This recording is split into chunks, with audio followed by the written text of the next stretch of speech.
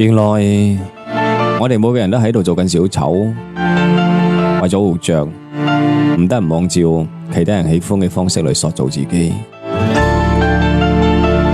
直到某一日，我哋先發現，再都揾唔返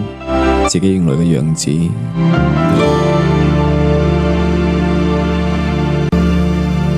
可以笑的話不會哭，可找到知己哪會孤獨，偏偏我並沒有遇上，問我一生足印的歡傷怎可結束，可以愛的話不退縮，可相知的心哪怕追逐，可惜每次遇上意外，